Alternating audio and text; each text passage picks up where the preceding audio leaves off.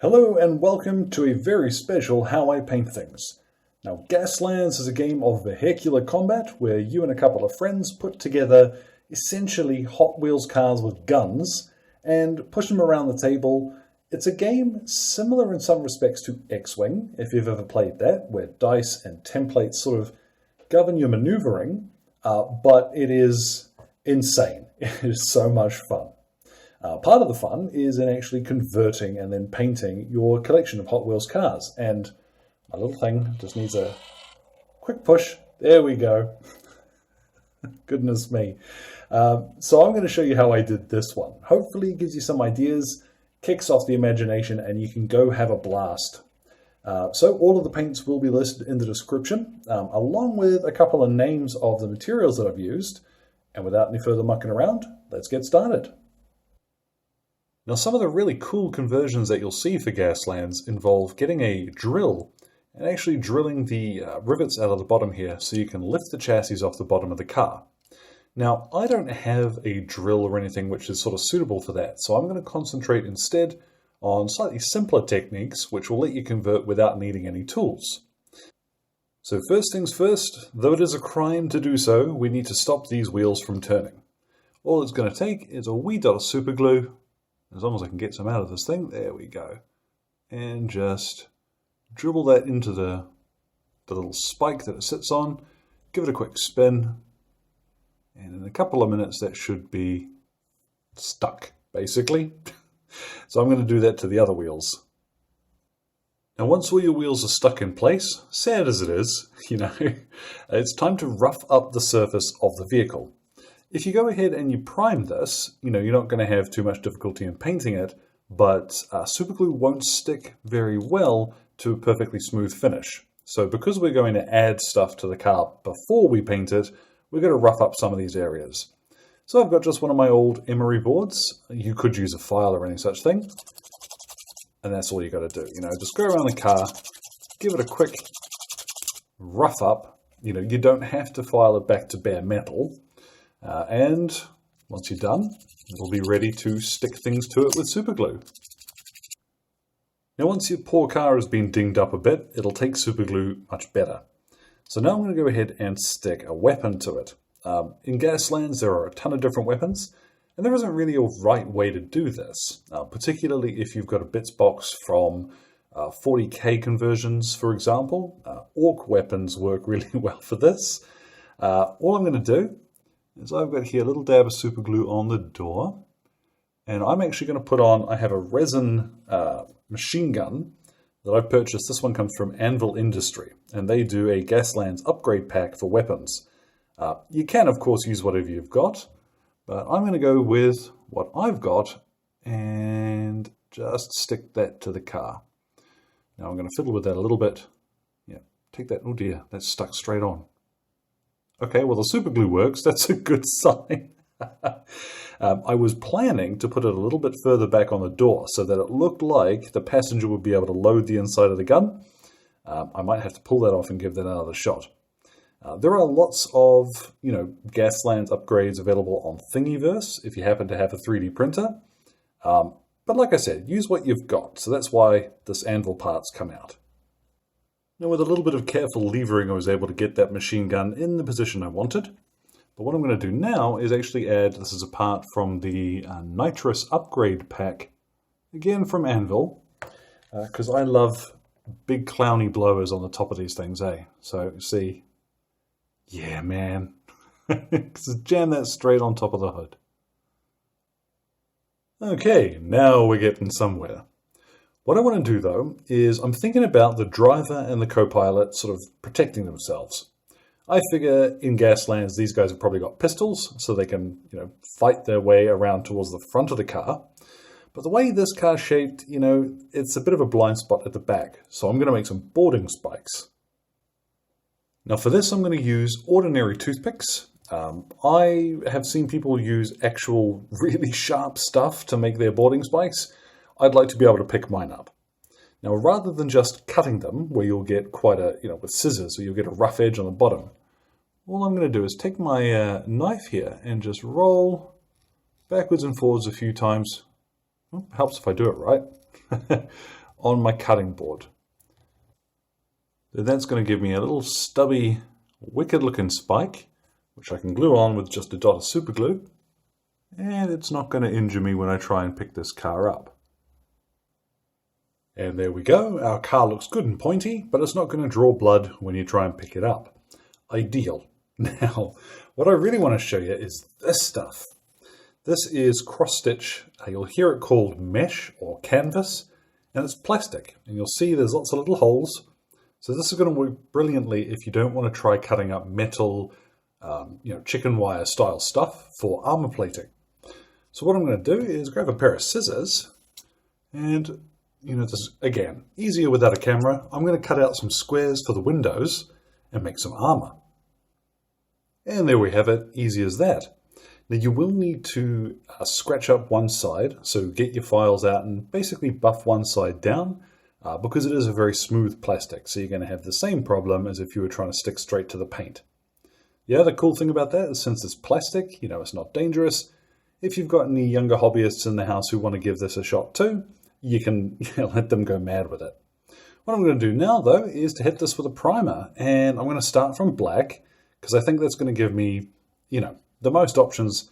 And I don't know what color I'm going to paint the car yet. So let's spray it and see what it looks like once all of this weird material is in place. Now once you've sprayed it black, that looks about 10,000 times better. And I love how these things turn out. When you're painting them though, there are a lot of different styles to go for. Do you want crisp or clean, or do you want battered and post-apocalyptic? I want the latter. So I've got an old brush here. This is a large dry brush, but honestly, the more battered and cheaper brushes you can get, the better. This is Griffon Blue from the Army Painter, and I'm just working it into my brush. I'm not going to bother particularly with getting it off there. And let's just start really messily kind of overbrushing that on. Don't worry too much if you miss any areas. If it doesn't cover perfectly. When it comes to areas where you've done, sticky outy pointy bits, just take your time and be a little more careful as you come to those, because you don't want to knock your boarding spikes off. And if you need to, once this is dried, come back and give it another coat. As much as possible, you want to keep your brush moving in the same direction though, so that if you get any streaks in the surface like that there, they'll look a little more uniform, which I know we're going for post-apocalyptic, but that will look more realistic. Now another thing that you can do is once you've got the base color down and it's looking mostly right, but there's a little bit of black showing through, what you can do is stipple on the same color. And this is where those big ragged brushes are going to come in handy. Just jab it fairly randomly, and you'll get a slightly speckled finish to your car, which will look a little more sort of beaten, sun-worn, really ideal for what we've got in mind. So just jab your paint on, really.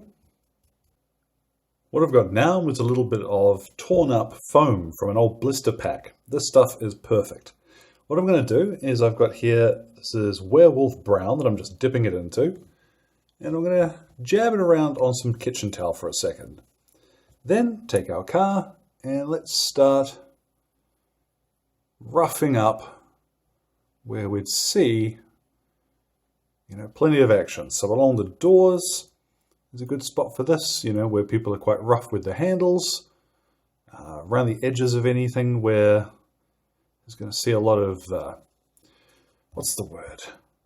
I don't know how to explain what I'm talking about here. How bad is that? But the bonus with this foam is it's going to give you a raggedy, random edge. Can you see that properly? There we go. You can be as generous with this as you like. I tend to think it looks kind of cool if you go a little crazy with it, because, look at what we're painting. But once you're satisfied with how this looks, you can move on to the next color. You can see it's pretty easy to get stuck in with that. And like I said, I think it looks cool when there's a fair bit of it on. Now the Army Painter also does a color called Dry Rust, but you can use any sort of orangey color for this. And what I'm going to do is just dab on over top of some of those orange areas, a little bit of rusty colour. Now this you want to be a little bit more sparing with than we did putting on the brown, because obviously past the point if a car is all rust it's just going to fall to pieces. But you can check out photos from a real junkyard if you want an idea of how much of this to add. But yeah, really this is just a fun way to spend an afternoon. I really enjoy doing these things. So let's just dab on, plenty back there, and come back and have a look at that when that's dry. Now pick yourself a metallic colour. I'm using here plate mail metal, and I'm going to start painting in, well, the metal parts. I'm going for a brighter metallic colour to start this off, because we're going to grunge it up with some strong tone in a couple of minutes. But for now, just a quick coat of this across these armour plates as well. Try not to get it into the sort of gaps between, but don't worry too much if you do. You're hardly going to notice.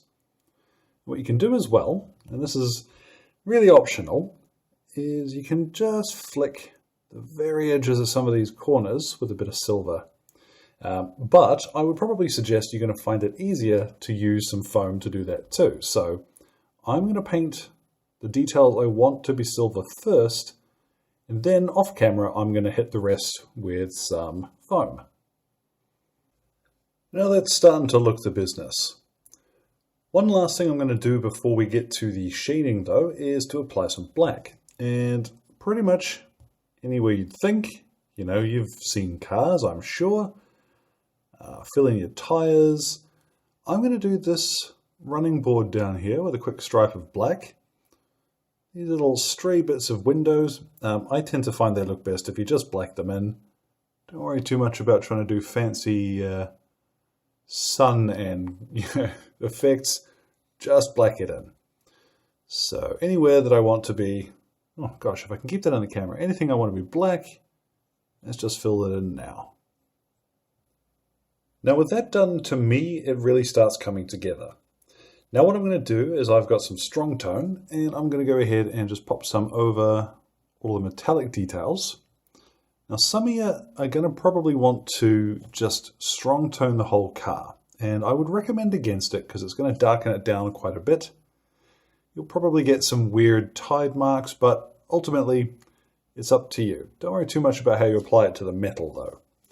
When it comes to the rest of the vehicle though, I do suggest a quick, almost sort of pin wash style. You can smear it on and then make a mess with your thumb. So smear that around some.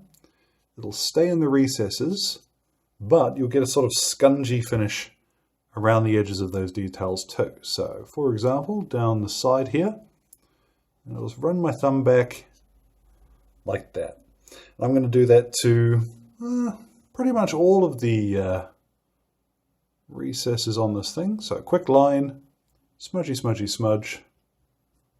There we go, perfect.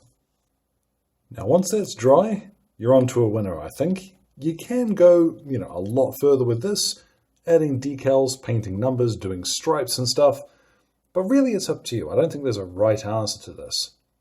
What I've got last of all is, this is red leather from Vallejo, and I've watered this down until it's pretty much the same consistency as a shade.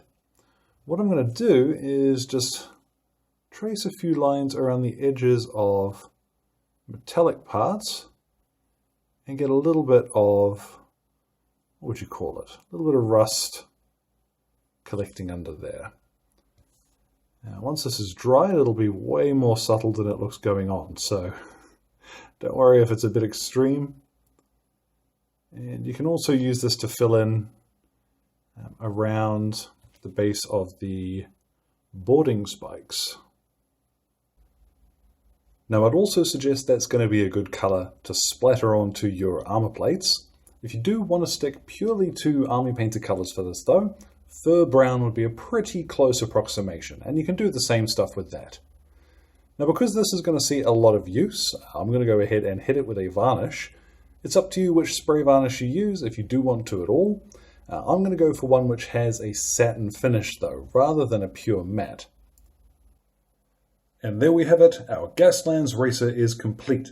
Now these things are a ton of fun to do, and you are limited only by your imagination. I thoroughly recommend heading onto Google, type in Gaslands cars, and just hit the images tab. You are going to have a great time.